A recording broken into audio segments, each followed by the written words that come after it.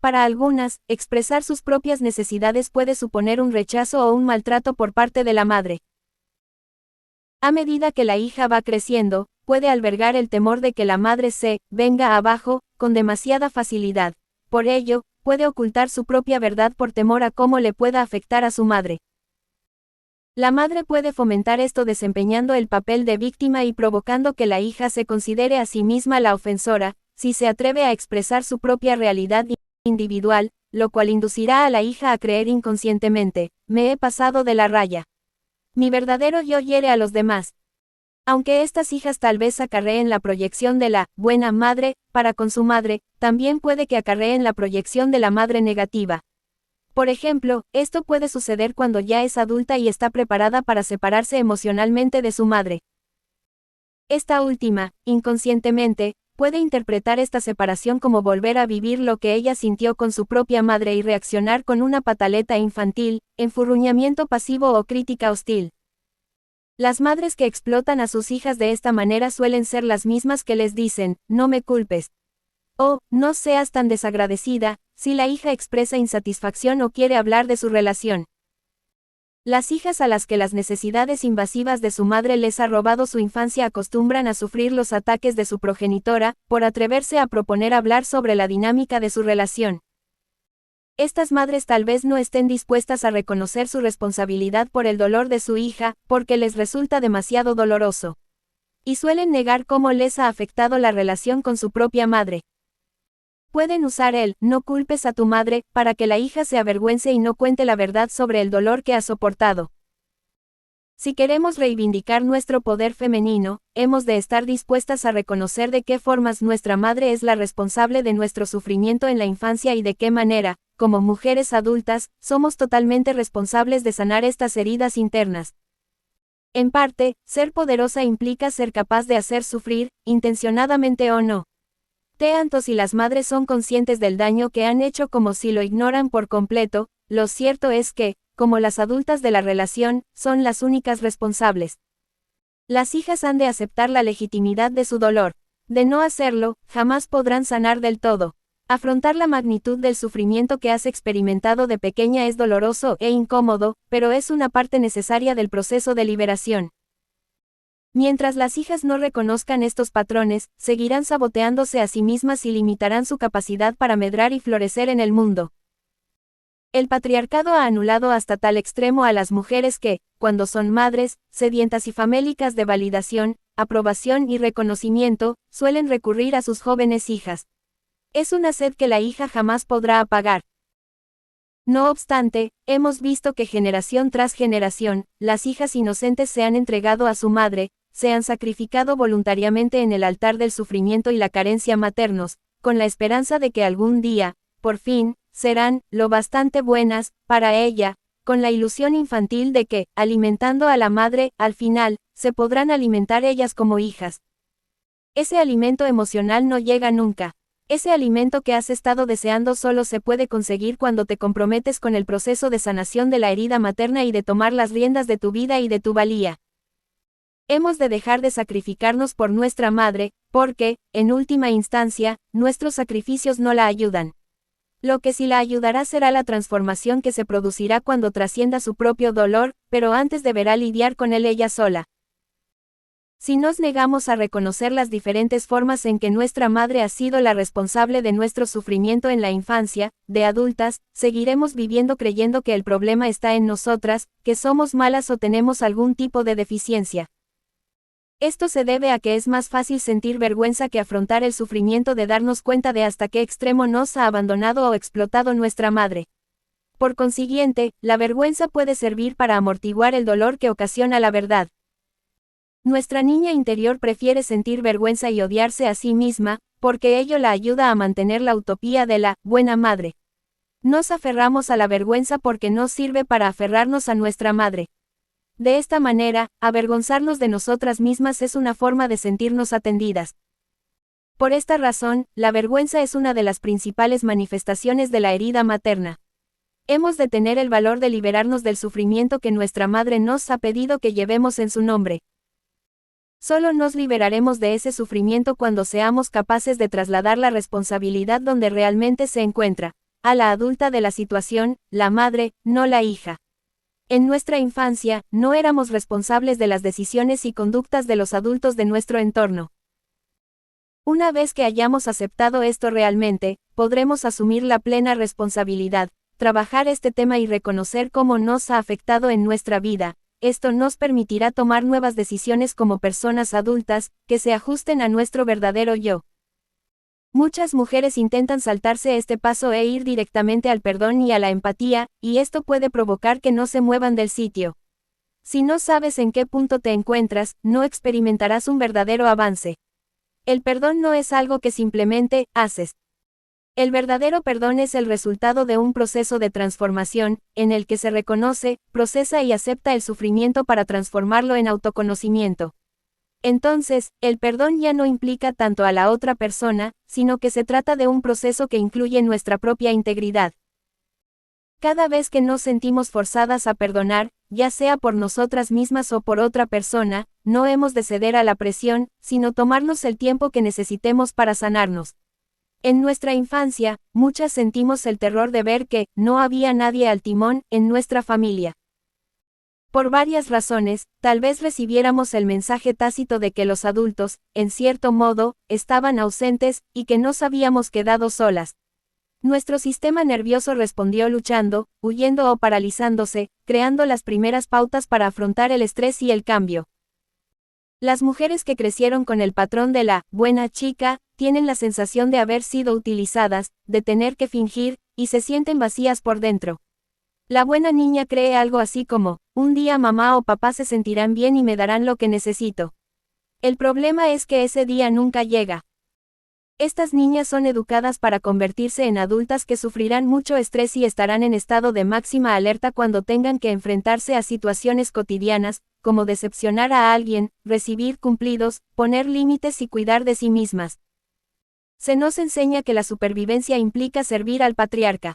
Muchas buenas chicas, o hijas parentificadas, han visto cómo sus madres consentían conductas masculinas tóxicas, ya fuera encarnándolas en ellas mismas, tolerándolas en los hombres de su familia o ambas cosas. Puede que hayamos aprendido a asimilar ideas nocivas como, podría perder su aprobación si no cedo, o, para agradar, he de rebajarme. Tal vez hayamos visto que nuestra madre ha dependido de las migajas de aprobación de hombres ignorantes. Puede que hayamos observado que otras mujeres mayores toleraban la ineptitud y el maltrato en silencio. Quizás hayamos soportado la invasión de nuestra madre o su abandono debido a sus propias carencias. Como buenas chicas, en rehabilitación, es importante que veamos nuestra complicidad inconsciente en haber sido utilizadas y reivindicar con fuerza nuestra soberanía. La niña utilizada, que hay en nuestro interior anhela ser amada por ella misma, no solo cuando lleva la máscara de buena chica, puesta y hace gala de los principios patriarcales, productiva, perfecta, a la altura de las expectativas, que hace sentir bien a los demás, sacrificada, reprimida, etc. La niña utilizada quiere que la ames cuando te decepciona, cuando está de mal humor, cuando es inoportuna, desordenada, incoherente, cuando no tiene nada que dar, cuando cambia de opinión, etc. La verdadera pregunta es, ¿estamos dispuestas a amarnos a nosotras mismas en estos momentos? Cuanto más capaces seamos de amarnos a nosotras mismas, más podremos sentirnos merecedoras del amor de los demás. Preguntas para reflexionar 1. ¿De qué modo te transmitió y difundió tu madre sus creencias, ya fuera abiertamente con palabras o de manera encubierta, a través de sus elecciones, decisiones o acciones? 2. ¿Cuáles eran las creencias de tu madre respecto a las áreas más importantes de la vida, como el dinero, los hombres, la sexualidad, el potencial profesional, su propio cuerpo, el matrimonio, las amistades femeninas, su propia madre, las normas familiares, etc.? 3. ¿De qué modo afloraban sus creencias en tu vida? ¿Has aceptado inconscientemente, de algún modo, sus creencias como tuyas? 4. ¿De qué formas puedes actuar más en línea con tus propias creencias sin complicarte demasiado? ¿Tienes algún temor sobre cómo afectaría a tu relación con tu madre tus verdaderas creencias y decisiones? Preguntas para que reflexionen las madres respecto a respetarse a sí mismas y despejar el camino para sus hijas. 1. ¿Qué necesité de mi madre que no obtuve? ¿De qué modo podría estar proyectando inconscientemente estas necesidades en mi hija o en otras personas? 2. Obtengo la atención y protección maternal que necesito en mi vida diaria. Si no es así, ¿cómo puedo hacer que se satisfagan esas necesidades, amigos, experiencias, medios, ayuda profesional? 3. Estoy descuidando las necesidades emocionales de mi hija. Me incomodan sus necesidades emocionales. Si es así, ¿cuáles? ¿Qué me están indicando? 4. Le estoy pidiendo a mi hija que, de alguna manera, me haga de madre. En caso afirmativo, ¿cuáles son algunas de las formas en que puedo conseguir el apoyo que necesito por otra vía, para no sobrecargar a mi hija? 5. Siento rabia o resentimiento por ser madre. Si es así, ¿de qué formas saludables y seguras puedo procesar y trabajar esos sentimientos? 6. ¿Tengo celos o me siento amenazada por mi hija? Si es así, ¿por qué? ¿Cómo se manifiesta esto en mi forma de relacionarme cada día con ella? ¿Cómo puedo hallar una forma segura y sana de procesarlo? 7. ¿Qué limitaciones tuve que aceptar sobre mí misma cuando tenía la edad de mi hija? ¿Cómo me afectó eso en mi vida? ¿Cómo puedo ayudarla para que no acepte esas mismas limitaciones? 8. ¿Cómo puedo demostrarle que me valoro a mí misma? 9. ¿Qué siento cuando pienso en que mi hija tenga más oportunidades de las que yo tuve? 10. ¿De qué modos puede que yo también esté transmitiendo esa creencia en las limitaciones? ¿Cómo puedo cambiar eso? 1. Páginas 53 y 301. Fragmento de Husband Right and Father Right, y fragmento de Disloyal to Civilization. Feminism, Racism and Xenophobia, The On Lies, Secrets and Silence, Selected Prose 1966 a 1978, de Adrian Rich, copyright 1979 de W. Norton y Company, Inc. Utilizado con el permiso de W. Norton y Company, Inc. 2 Editorial Sirio, 2016.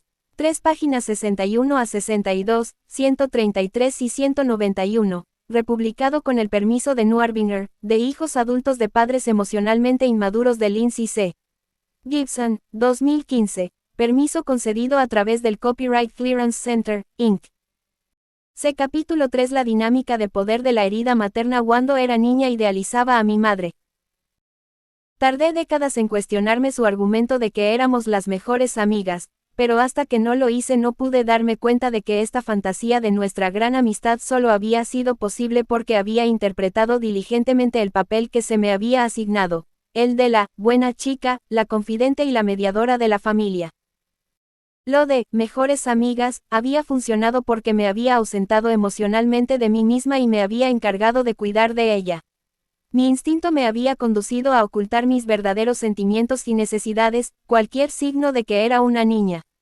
En esencia, fingía ser una adulta. Había momentos en que el dolor de mi madre se filtraba hacia afuera atravesando su gélida fachada, ya fuera abierta o encubiertamente, y me dejaba perpleja, anonadada y desesperada. En esos momentos, enseguida me culpabilizaba de esa falta de conexión, creía que se debía a algo que yo había hecho. Vivía en un estado de alerta máxima, con la determinación de no volver a cometer el mismo error.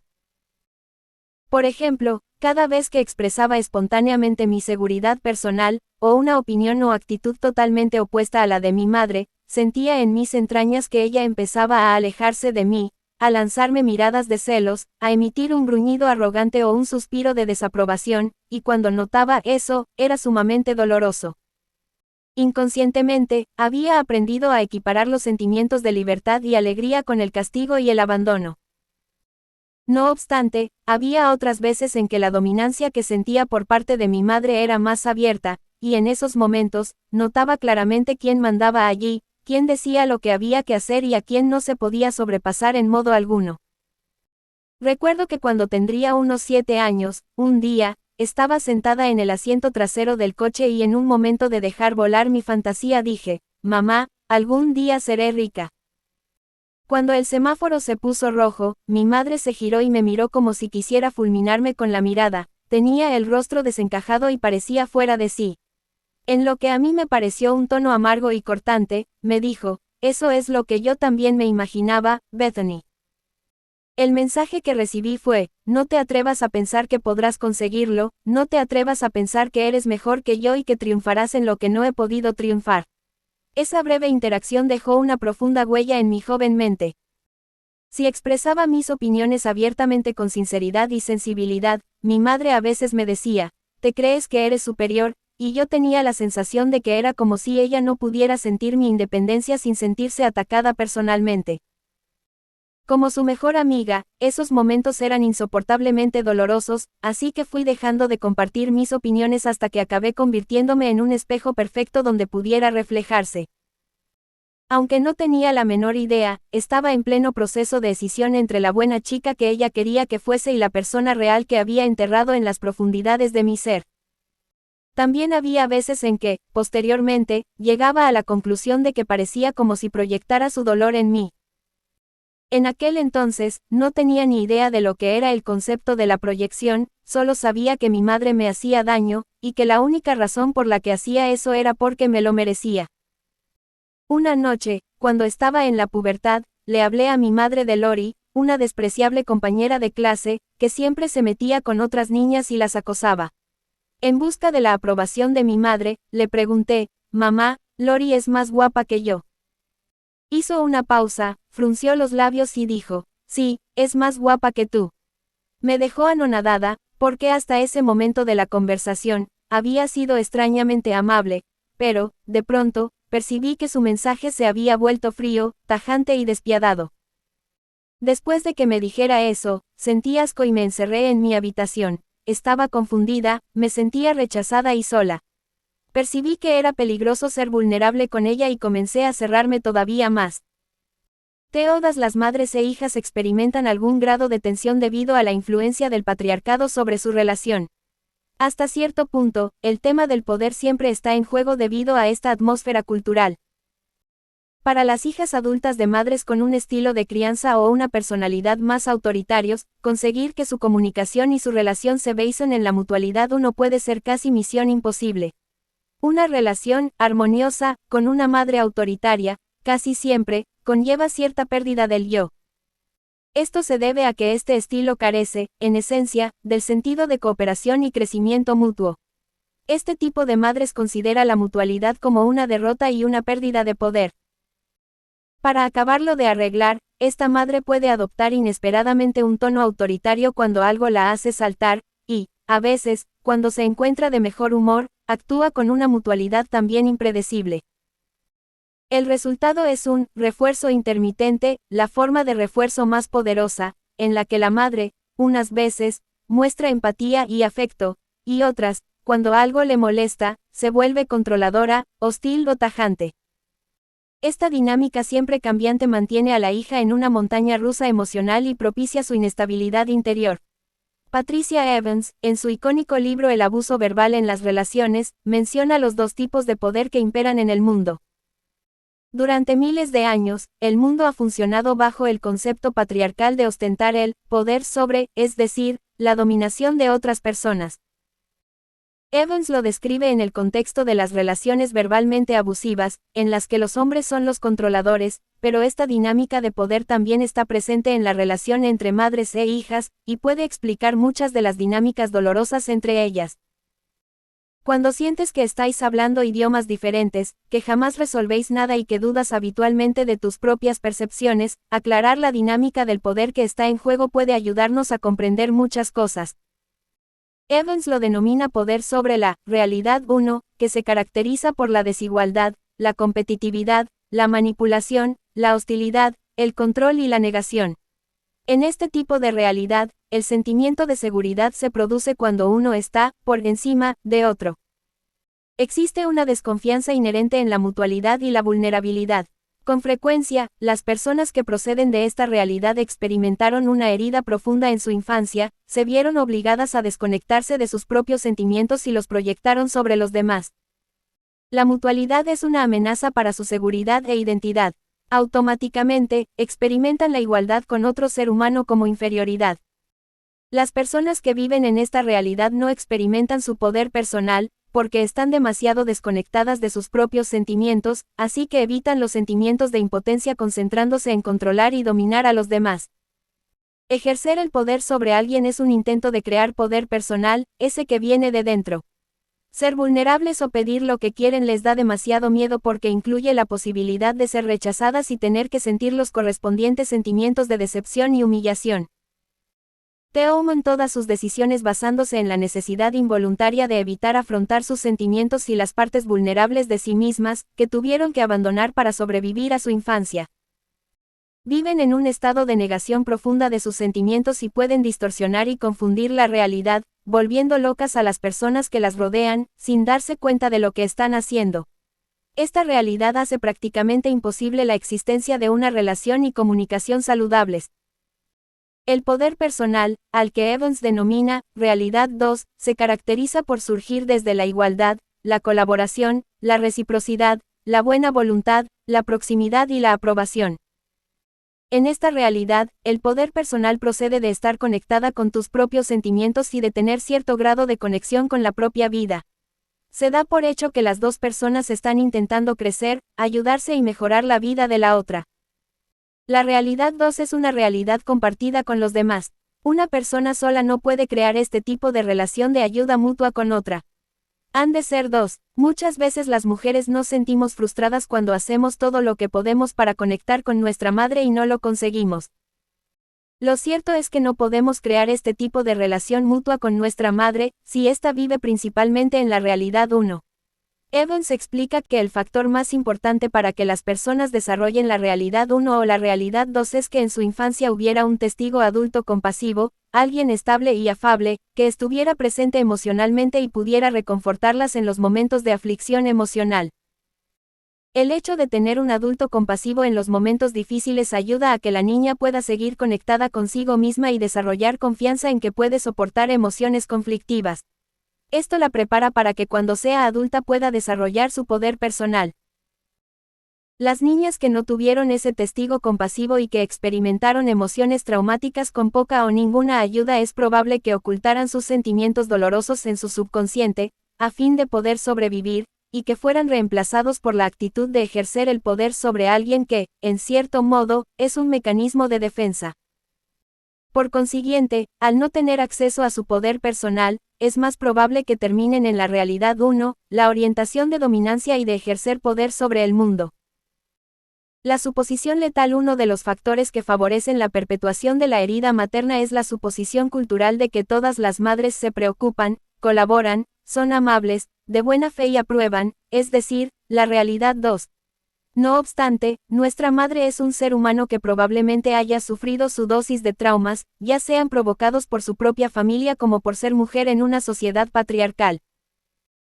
Y a menos que tuviera un testigo compasivo de su sufrimiento en la infancia, que la ayudara a acceder a sus sentimientos para que pudiera conectar con su poder personal, es posible que esté actuando desde la realidad 1, es decir, la manipulación, el dominio, las proyecciones, las distorsiones, los abusos y el control.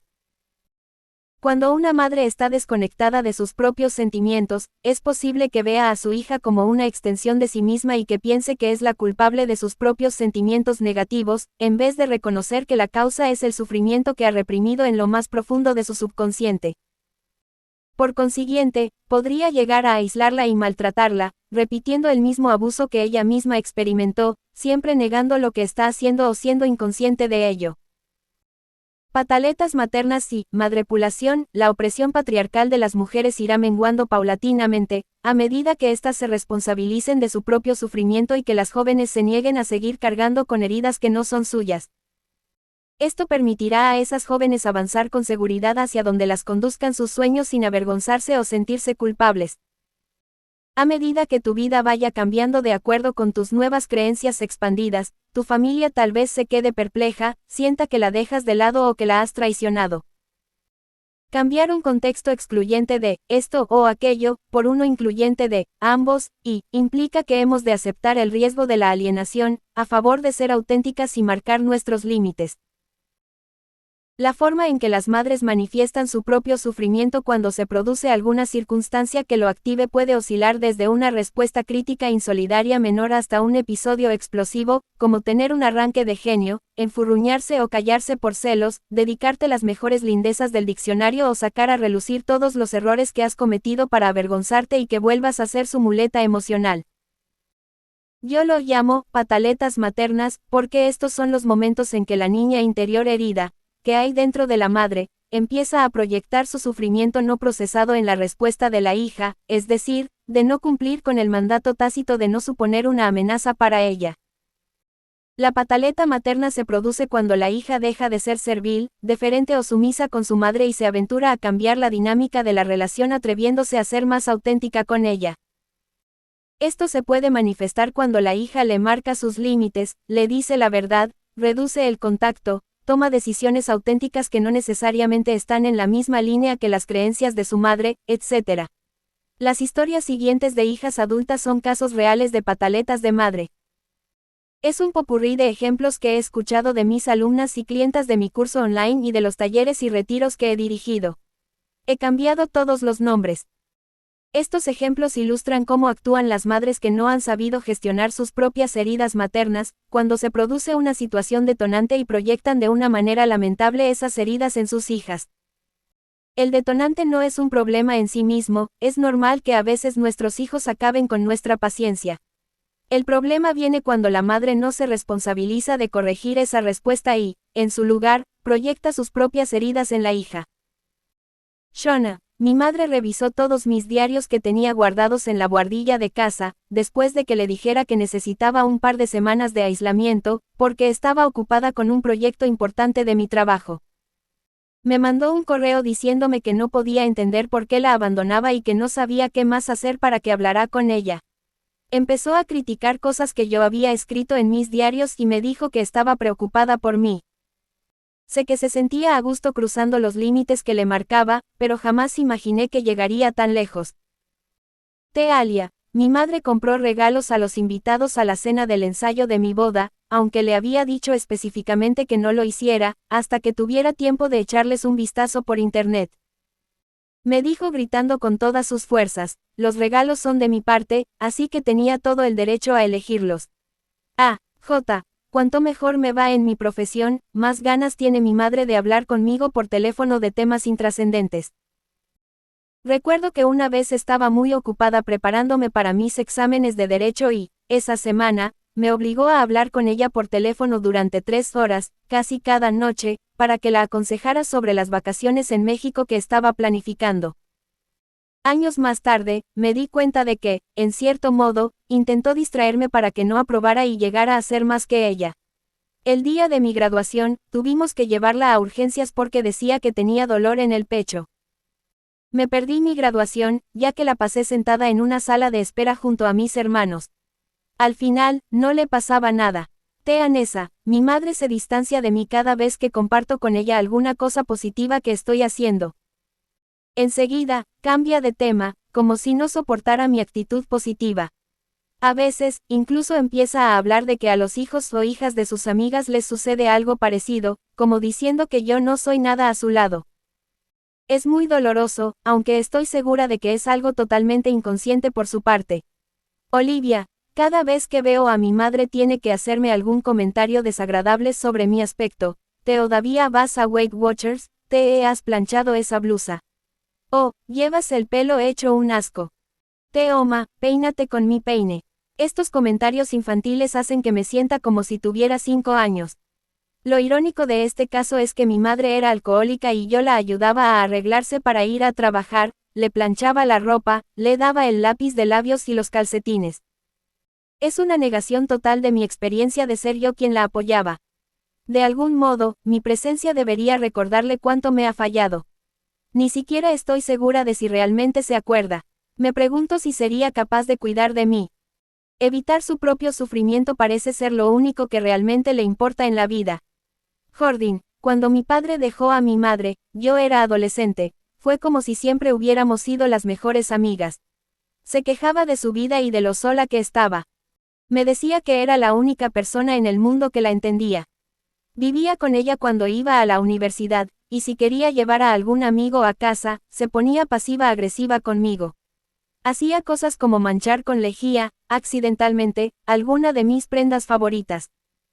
O mi móvil desaparecía durante horas y, de pronto, ella lo encontraba.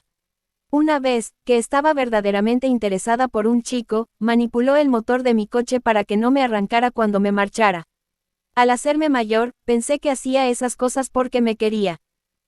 Ahora me doy cuenta de que lo hacía porque, en cierto modo, sentía que yo le pertenecía. Fin. Toda mi familia era fiel al mantra de, no molestes a tu madre. Ella se ponía sumamente nerviosa y tenía poca paciencia con los niños. También le preocupaba mucho lo que pudieran pensar los vecinos. Recuerdo que, los fines de semana, me pasaba horas haciendo gimnasia en el jardín de delante de casa, con la esperanza de que se fijara en mí, mientras estaba en la cocina.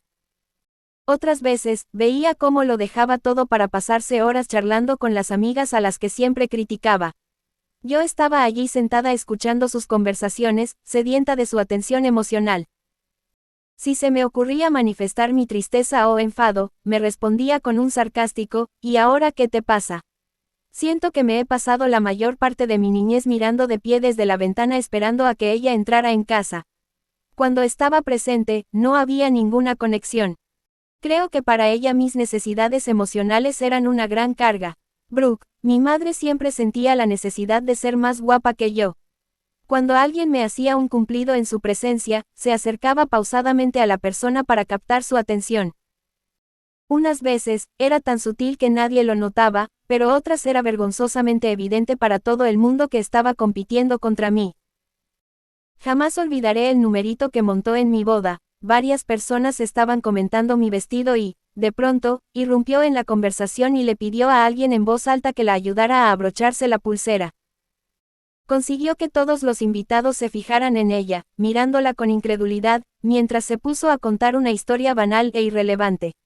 Desde mi adolescencia, le ha dado pánico que me convirtiera en el centro de atención. Destiny, a mi madre le encanta poner a mi marido de su parte y que luego nos peleemos. En todas las reuniones familiares, encuentra la forma de flirtear con él, de un modo casi imperceptible, y él siempre cae. Antes de que me dé cuenta, ya se han compinchado. Mi marido ha tardado mucho tiempo en darse cuenta de que lo estaba manipulando. Pero ahora está aprendiendo a reaccionar a tiempo, y por más que mi madre intente aislarme y hacerme sentir que no soy lo bastante buena, no puede separarnos. Cualquier cosa puede ser motivo de crítica, porque me había salido la comida muy salada, porque la lavadora hacía demasiado ruido o porque todavía no me había comprado un coche nuevo. Siempre encuentra alguna excusa para criticarme e induce a los demás a que se cuestionen mis decisiones. Me vuelve loca. Elizabeth, mi madre me envía correos breves y, aparentemente, benevolentes. Pero hay un tono de desaprobación que me saca de quicio. El mensaje de fondo es que ella es mejor madre que yo y que no sirvo para esto. ¿A qué hora salen los niños del colegio? ¿Has revisado su calendario escolar? Cuando respondo a su pregunta, siempre viene otra aclaratoria, como si no confiara en mí, tienen 4 días de fiesta. Estoy harta de tener que dar explicaciones hasta por las cosas más sencillas. Me agota. Mitch, mi madre me humilla delante de mis hijos y les permite hacer cosas que no quiero. Una vez le dijo a mi hija que estaba preocupada por mi salud mental. Es como si quisiera aliarse con sus nietas para rebajarme. Mis hijas me dijeron que ya no querían estar a solas con la abuela. Ahora lo entiendo, pero yo pensaba que si no las dejaba estar con ella las estaba privando de la presencia de su abuela. Por el contrario, las estaba poniendo en peligro al dejar que las cuidara. Esperaba que ser abuela suavizaría sus tendencias narcisistas, pero estaba equivocada. Claire, mi padre y mi madre eran científicos. Nuestra casa siempre estaba llena de activistas, escritoras y académicos. Me acostaba tarde escuchándolos hablar. Mi madre estaba tan entusiasmada y abstraída en la causa, que muchas veces se olvidaba de darme de comer o de bañarme. Como hija única, aprendí a asumirlo y a hacerlo todo por mí misma desde muy joven. Durante mi vida de adulta he tenido siempre problemas de depresión. Cada vez que nos vemos, albergo la esperanza de que haya algo que nos conecte. Pero siempre termina preguntándome, ¿por qué no puedes cooperar? ¿Qué te pasa? Y, no sé por qué no puedes tener una vida normal, como todos los hijos de mis amistades. Después de cada visita necesito descansar varios días. Abby, mi madre ejerció como madre soltera desde que yo tenía 2 años. Estuvo a punto de padecer una crisis nerviosa 8 años después, y yo era su principal soporte emocional. Mi hermano menor ha tenido problemas con las drogas y siempre está cambiando de trabajo. Como yo era el Angel de mi madre, Fui una buena estudiante y conseguí un doctorado. Cada vez que me llama, que es varias veces a la semana, se pone a la defensiva respecto a mi hermano. Él se ha ido a vivir con ella hace poco. Es como si estuvieran compinchados contra mí, aunque lo único que deseo es conectar con ella. Me he esforzado mucho por tener éxito, para ser visible ante sus ojos y que se sienta orgullosa de mí, pero se siente intimidada. Siempre intenta alejarme o, a la inversa, hace que me acerque a ella para herirme o humillarme de alguna manera. Solo quiero que me quiera. Cuando tu madre tiene una pataleta, no te está viendo como lo que eres, su hija, sino que a quien ve es a su propia madre rechazándola. Esta es la razón por la que la interacción, aunque parezca inofensiva, puede encerrar un tono agresivo. Estás siendo testigo de la energía regresiva de la niña enfadada que tu madre todavía ha de integrar y sanar dentro de sí. Si entiendes esto, tal vez te ayudará a no tomarte la conducta de tu madre como algo personal. En realidad, no tiene nada que ver contigo. Es normal que intentes ignorar o evitar, por todos los medios, que tu madre se enfade. Nadie quiere ser testigo de estas desagradables y dolorosas interacciones o estar sujeto a ellas. Y tu niña interior está aterrorizada por esta situación, puesto que probablemente reproduzca dinámicas dolorosas de tu infancia. De lo que se trata es de apoyar a esa niña interior y tener bien claro que aunque de pequeña no te sintieras a salvo emocionalmente, el rechazo de la madre significa la muerte, ahora eres una adulta capaz de ayudarla en esta experiencia. Sobrevivirás a la rabieta, y estar preparada emocionalmente para las consecuencias de que tu madre se enfade te liberará. Cuando nos negamos a dar versiones de nosotras mismas que alivian el dolor de nuestra madre, nos estamos haciendo un favor a nosotras y a ella. Ceder a su manipulación solo prolonga su sufrimiento y pospone su sanación.